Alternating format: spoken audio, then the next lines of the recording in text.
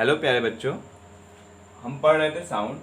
और आपको पता है कि साउंड क्लास 9 के फिजिक्स का लास्ट चैप्टर है। ठीक है, हाँ, इसका ये लेक्चर नंबर 2 है साउंड का। ये अपने पास क्या है, लेक्चर नंबर 2 है। ठीक है, हाँ, लेक्चर फर्स्ट में अपन साउंड के बेसिक आइडियाज पढ़ लिए थे कि साउंड क्या होता है। अपने पास वेव होता है। ठीक है, साउंड क्या है, एक वेव है। साउंड वेव फॉर्म में चलता है कुछ ऐसे। ठीक है, अपन ने एक बात और देखा था कि लाइट भी क्या होता है, वेव होता है। लाइट भी वेव फॉर्म में चलता है। साउंड वेव और लाइट वेव के बीच में अपन ने डिफरेंस दिखा था और बोला था कि जो साउंड वेव होता है वह मैकेनिकल वेव होता है। ठीक है, साउंड वेव होता है वो कौन सा वेव होता है, मैकेनिकल वेव होता है। यहाँ पे मैकेनिकल वर्ड का मतलब क्या है, मैकेनिकल वर्ड का मतलब क्या है कि साउंड को ट्रेवल करने के लिए मीडियम का रिक्वायरमेंट होता है। साउंड को ट्रेवल करने के लिए मीडियम का रिक्वायरमेंट होता है। और लाइट वेव क्या बोला था कि लाइट क्या होता है, अपने पास नॉन मैकेनिकल वेव होता है। मतलब लाइट को मूव करने के लिए, ट्रेवल करने के लिए किसी मीडियम की रिक्वायरमेंट नहीं होती है। यहाँ तक कि लाइट वैक्यूम भी ट्रेवल करता है और वैक्यूम लाइट सबसे फास्ट ट्रेवल करता है। कितने स्पीड से, 3 × 10⁸ मीटर पर सेकेंड। दूसरी बात ये देखा था कि जैसे ही अपन ने मीडियम को डेंस करते जाएंगे, मतलब उसको ज़्यादा से ज़्यादा उसकी डेंसिटी बढ़ाते जाएंगे। अगर मीडियम की डेंसिटी बढ़ाते जाओगे तो जो साउंड का स्पीड होता है वो बढ़ता जाता है। ठीक है, ओके, समझने की कोशिश करना। जैसे आप मीडियम की डेंसिटी बढ़ाते जाओगे तो साउंड की स्पीड क्या होगा, बढ़ता जाएगा।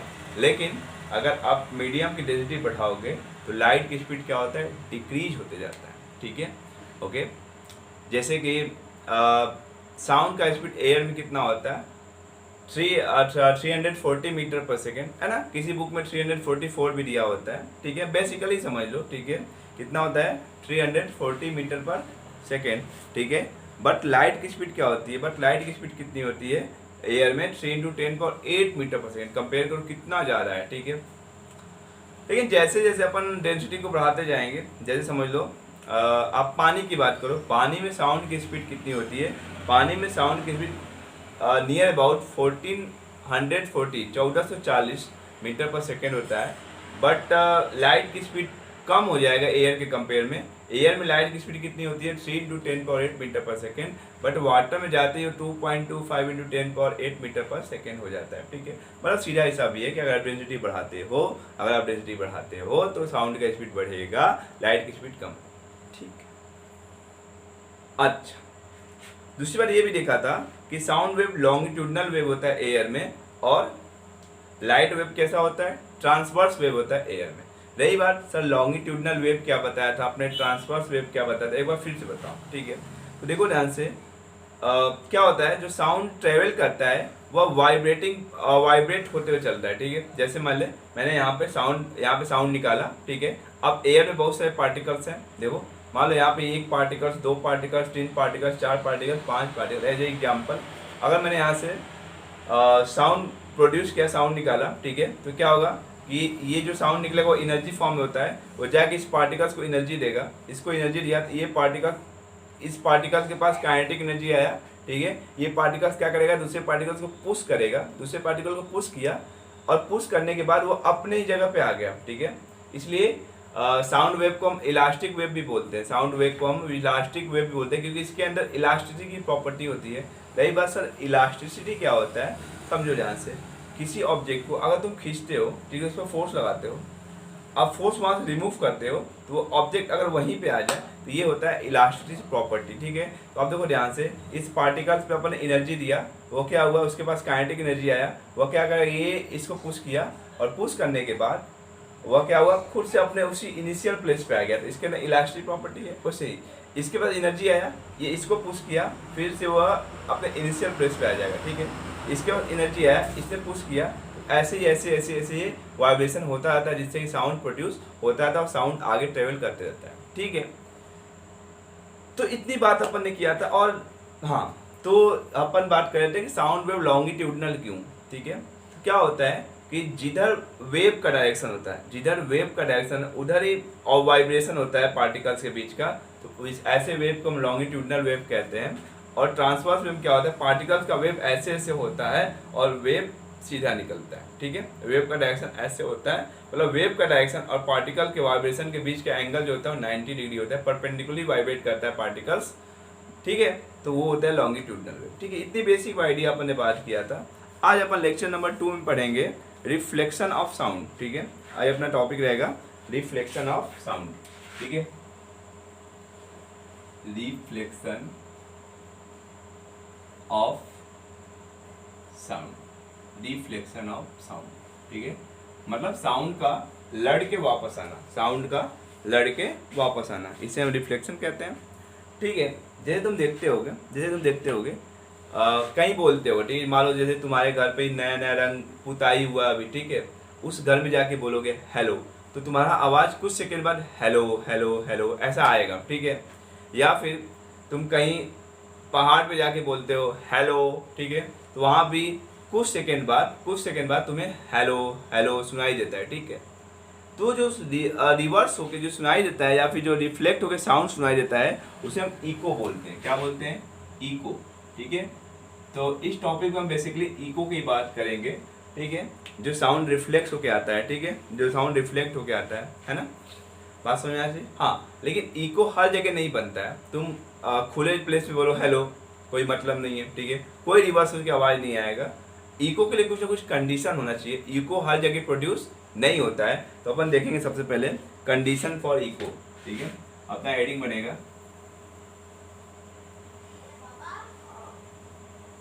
Condition for echo. ठीक है, number first condition number first ये होना चाहिए कि intensity of sound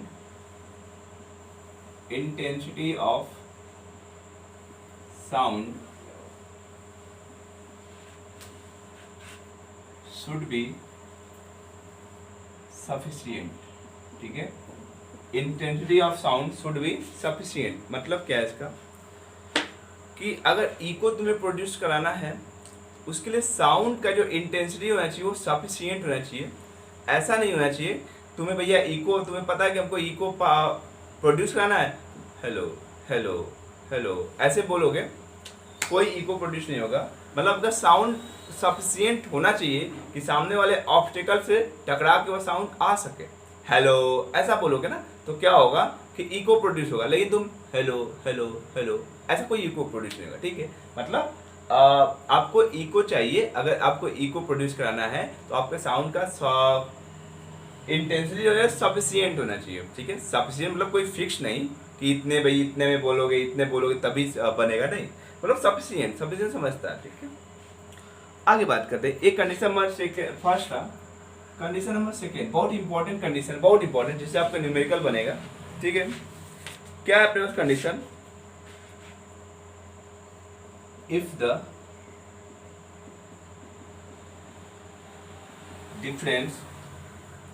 difference in time of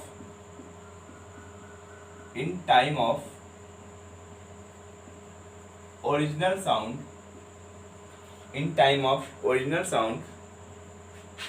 and reflected sound, original sound and reflected sound is greater than 0.1 second. ठीक है, मतलब समझना इस लाइन का मतलब क्या है, इस लाइन का फील क्या है समझते हैं। इस लाइन का फील क्या है वो समझते हैं। कह रहा है कि अगर इको प्रोड्यूस कराना है तो ये कंडीशन फॉलो करना चाहिए, क्या, कि difference in time of original sound and reflected sound is greater than 0.1 second. ठीक है, मतलब क्या है इसका, मतलब ये है अपने पास कि तुम्हें जो मिनिमम टाइम होना चाहिए वह 0.1 सेकेंड होना चाहिए। मतलब तुमने अगर बोला, ठीक है, ठीक है, तो क्या होना चाहिए कि 0.1 सेकेंड में, ठीक है, तुमने अगर यहाँ से साउंड ओरिजिनल साउंड बोला, अगर 0.1 सेकेंड से इक्वल हो या फिर 0.1 सेकेंड से बड़ा भी हो सकता है, क्या, कि साउंड लड़ के वापस आनी चाहिए। ठीक है, बात समझ में आना चाहिए कि इको के लिए दूसरा कंडीशन, बहुत इंपॉर्टेंट कंडीशन ये है कि if the difference in the time of original sound and reflected sound is greater than 0.1 second. मतलब तुमने यहाँ से बोला तो तुमको 0.1 सेकेंड बाद तुम्हें वह साउंड सुनाई देनी चाहिए। ठीक है, ये मिनिमम है। ठीक है, मिनिमम 0.1 है। अगर उससे भी और कम टाइम बाद सुनाई देता है तो वो इको नहीं कहलाएगा। ठीक है, तो बात समझने की कोशिश करना कि तुमने अगर यहाँ से बोला, ठीक है, और तुम्हें जो रिफ्लेक्टेड साउंड होना चाहिए वह 0.1 सेकेंड में सुनाई देना चाहिए, तब वह इको कहलाएगा। ठीक है, यहाँ पे 0.1 से ज़्यादा भी टाइम हो सकता है वो लड़ के वापस आए और सुनाई दे, तब इको प्रोड्यूस होगा। लेकिन तुमने हेलो बोला, तुमको तुरंत सुनाई दिया, हेलो तुरंत सुनाई दिया, तो ये इको नहीं कहलाएगा। मतलब कि अगर 0.1 सेकेंड से कम सेकेंड में तुम्हें रिफ्लेक्टेड साउंड सुनाई दे रहा है तो वह इको नहीं कहलाएगा। इको के लिए ओरिजिनल साउंड और रिफ्लेक्टेड साउंड के बीच का जो टाइम डिफरेंस होना चाहिए वह मिनिमम 0.1 सेकेंड होना चाहिए। इससे बड़ा भी हो सकता है लेकिन इससे कम नहीं होगा। ठीक है, बहुत ही मोस्ट इंपॉर्टेंट डिफरेंस था ये, बहुत ही मोस्ट इंपॉर्टेंट कंडीशन था इको के लिए। इको को हम तभी मानेंगे कि इको है जब अपन ने बोला और 0.1 सेकेंड से ज़्यादा टाइम या फिर 0.1 सेकेंड से इक्वल टाइम में हमें रिफ्लेक्टेड साउंड सुनाई दिया तो हम समझ जाएंगे ये इको प्रोड्यूस हुआ है। Got it clear? जल्दी से नोट करो, फिर अपन और कंडीशन देखते हैं। ठीक है,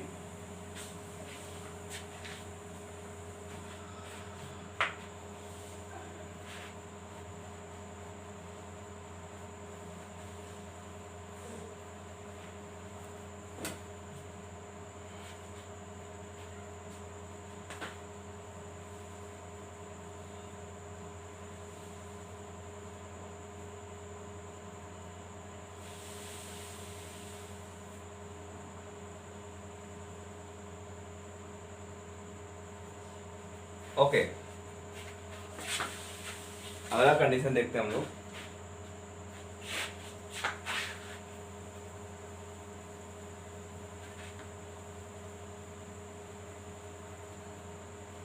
ठीक है, अगला हेडिंग बनाएंगे हम लोग condition to hear echo in air. ठीक है, एयर में इको सुनने के लिए क्या कंडीशन होना चाहिए, एयर में इको प्रोड्यूस कराने के लिए क्या कंडीशन होना चाहिए एयर में, उसके बाद अपन लिक्विड में बात करेंगे। ठीक है, चलो देखते हैं, कंडीशन समझते हैं इसका। ठीक है बच्चों, देखना जरा ध्यान से। सपोज अपने पास ये ग्राउंड सरफेस है, मान लो यहाँ कोई बंदा खड़ा है। ठीक है, और ये बंदा साउंड प्रोड्यूस कर रहा है, बोल रहा है। ठीक है, यहाँ पे ऑब्स्टेकल है, यहाँ पे क्या है, ऑब्स्टेकल है, जहाँ से साउंड लड़ के वापस आएगा, दिस इज द ऑब्स्टेकल। ठीक है, और यहाँ पे क्या अपने पास सोर्स, जहाँ से साउंड प्रोड्यूस होगा। ठीक है, अब देखो ध्यान से, मान लो कि ये बंदा ऑब्स्टेकल से d मीटर डिस्टेंस पे खड़ा है। ये ऑब्स्टेकल यहाँ है, बंदा यहाँ है। ठीक है, अब देखो ध्यान से, ये d क्या है, d is the minimum distance, d is the minimum distance to hear echo in air. ठीक है, डी क्या है, मिनिमम डिस्टेंस है ना, इसके बीच का, सोर्स और ऑब्स्टेकल के बीच का डी क्या है, मिनिमम डिस्टेंस है इको सुनने के लिए एयर। ठीक है, अच्छा आपको पता है speed of sound in air कितना अप्रॉक्स होता है, 340 मीटर पर सेकेंड। किसी बुक में 344 भी लिखा होता है, तो जैसा दिया रहेगा वैसा यूज करेंगे हम लोग। ठीक है, अभी बेसिकली अपन कितना यूज करें, 340 मीटर पर सेकेंड। ठीक है, अब देखो ध्यान से, साउंड यहाँ से गया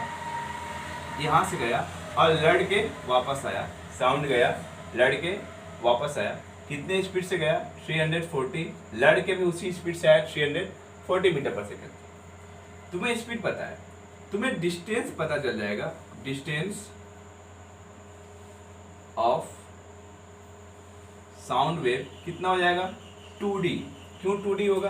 क्योंकि भैया गया और लड़ के वापस आया, गया D आया वापस 2D। अच्छा, इतने में मिनिमम टाइम कितना लगना चाहिए? मिनिमम टाइम लड़ के वापस आने में मिनिमम टाइम कितना होना चाहिए? 0.1 सेकेंड। भाई यही कंडीशन देखा था, मिनिमम। इससे ज्यादा भी हो सकता है, इससे ज्यादा भी हो सकता है, मतलब मिनिमम टाइम 0.1 सेकेंड। तुमको टाइम पता है, डिस्टेंस पता है, स्पीड पता है, फॉर्मूला यूज कर लो, speed is equal to distance upon time. ठीक है, स्पीड कितना लोगे? 340, distance 2D, time 0.1, then 2D निकालोगे, क्या मिलेगा? 340 into 0.1, then 2D equal to हो जाएगा 34, then D equal to 17 metre. ठीक है, मतलब अगर आपको एयर में इको सुनना है, अगर एयर में इको सुनना है तो आपको ऑब्स्टिकल से मिनिमम डिस्टेंस, आपको ऑब्स्टिकल से मिनिमम डिस्टेंस जो होना चाहिए वह 17 मीटर होना चाहिए। ठीक है, ये condition to hear echo in air इतना होना चाहिए। कितना? आपको मिनिमम डिस्टेंस 17 मीटर होना चाहिए। ठीक है, तभी इको प्रोड्यूस होगा। मतलब अगर ये 15 मीटर हो जाएगा ऑब्स्टिकल या 14 मीटर ऑब्स्टिकल हो जाएगा तो कोई इको प्रोड्यूस नहीं होगा। ठीक है, चलो नोट कर लो। ये तो condition to hear echo in air में था। अभी थोड़ी देर कन्वर्ट करके हम वाटर करेंगे, उसमें देखेंगे कि क्या कंडीशन होता है इको सुनने का। ठीक है, चलो भाई जल्दी से नोट करो इतना।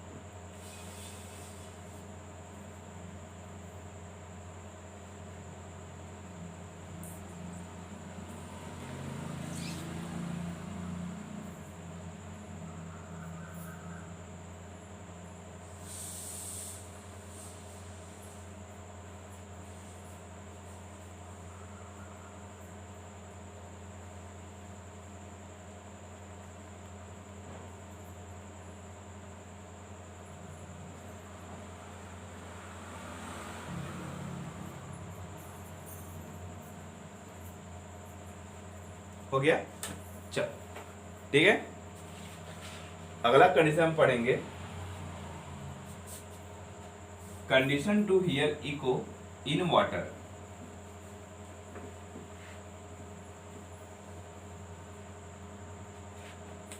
इन वाटर। ठीक है, चल समझते हैं। सपोज ये अपने पास वाटर है, पानी। ठीक है, इस वाटर में ये ऑब्स्टिकल है, मान लो ऑब्स्टिकल चट्टान वगैरह कुछ भी हो सकते हैं, ये ऑब्स्टिकल है। ठीक है, अब तो हो ध्यान से, मान लो यहाँ पे सोर्स है, ये अपने पास सोर्स है।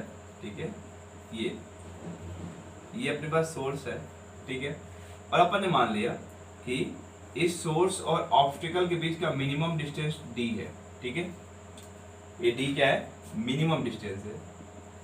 ठीक है, और आपको पता है speed of sound in air approx कितना होता है? 1440 मीटर पर सेकेंड, 1440 मीटर पर सेकेंड। आपको ये पता है कि minimum time to hear echo कितना होना चाहिए? 0.1 सेकेंड। ठीक है, मतलब ओरिजिनल साउंड और रिफ्लेक्टेड साउंड के बीच का जो डिफरेंस होना चाहिए वो कितना होना चाहिए, 0.1 सेकेंड टाइम का डिफरेंस, ठीक है। आपको पता है डिस्टेंस कितना हो जाएगा, टोटल डिस्टेंस कितना हो जाएगा, टोटल डिस्टेंस कितना हो जाएगा 2D। भाई गया लड़के वापस आया, गया लड़के वापस आया।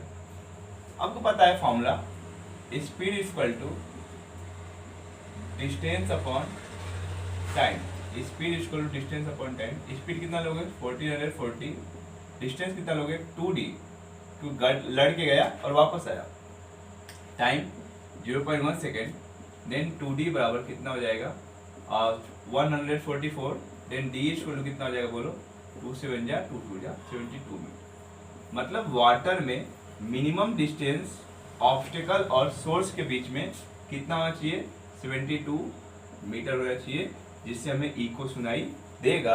अगर ये ऑब्स्टेकल 72 से और कम हो जाए, 65 हो जाए, 60 हो जाए, तो हमें कोई इको सुनाई नहीं देगा in case of water. Okay, hopefully आपको समझ में आया होगा, ठीक है। जल्दी से नोट करो।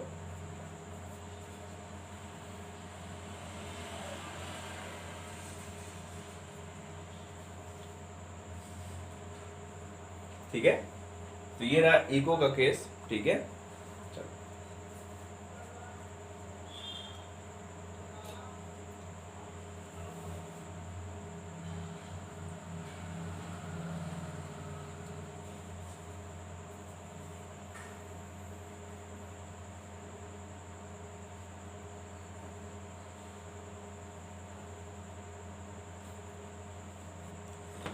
हो गया। चलो एक न्यूमेरिकल लिखोगे, एक न्यूमेरिकल लिखोगे, लिखो न्यूमेरिकल लिखो।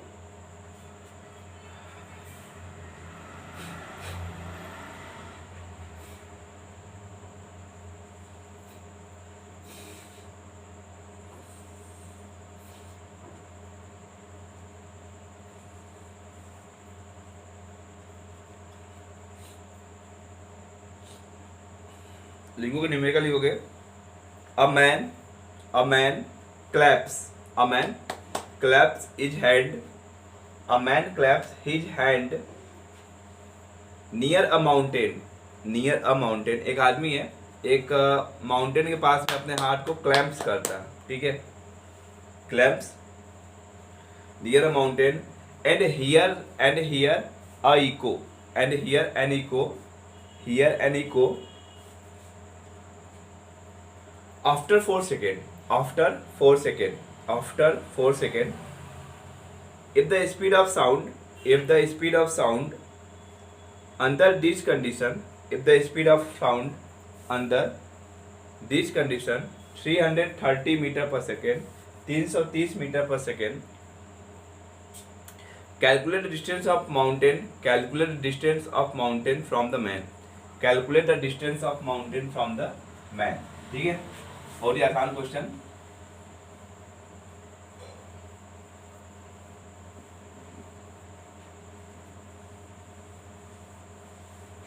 समझो, अपने पास एक माउंटेन है,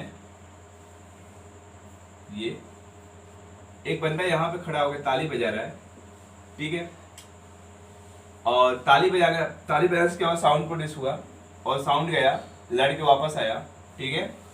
तो टोटल टाइम जो साउंड लिया वो कितना लिया 4 सेकेंड। टोटल डिस्टेंस कितना होगा, टोटल डिस्टेंस कितना होगा साउंड वेव का, तुम बोलोगे सर मान लो ये d डिस्टेंस दूर खड़ा है, ठीक है, माउंटेन से d डिस्टेंस दूर खड़ा है, तो 2D हो जाएगा। भाई साउंड वेव गया, लड़के वापस आया, गया d आया d, 2D हो जाएगा। और स्पीड ऑफ साउंड दे रखा है आपको, कितना दे रखा है 330 मीटर पर सेकेंड। पूछ रखा है कि ये आदमी माउंटेन से कितने दूर खड़ा है, ठीक है। तुम फटाक से फॉर्मूला लगाओगे, speed equal to distance upon time, speed equal to distance upon time. Speed कितना 330, डिस्टेंस कितना 2D, टाइम कितना 4 second, then 2D equal to 330 into 4, then D equal to कितना हो जाएगा 330 इंटू 2, देन D मिल जाएगा आपको कितना 660 मीटर, ठीक है। मतलब आदमी कितना दूर खड़ा है 660 मीटर दूर खड़ा है, ठीक है। तब जाकर उसको 4 सेकेंड बाद, उसको 4 सेकेंड बाद क्या सुनाया जा रहा है, ई को सुनाया जा रहा है, ठीक है, नोट कर लो। नोट कर लो। और भी बहुत सारे न्यूमेरिकल होंगे रिफ्लेक्शन ऑफ साउंड के ऊपर, ठीक है, वो हम पढ़ेंगे नेक्स्ट लेक्चर में, ठीक है। मिलते हैं नेक्स्ट लेक्चर में। Have a nice day.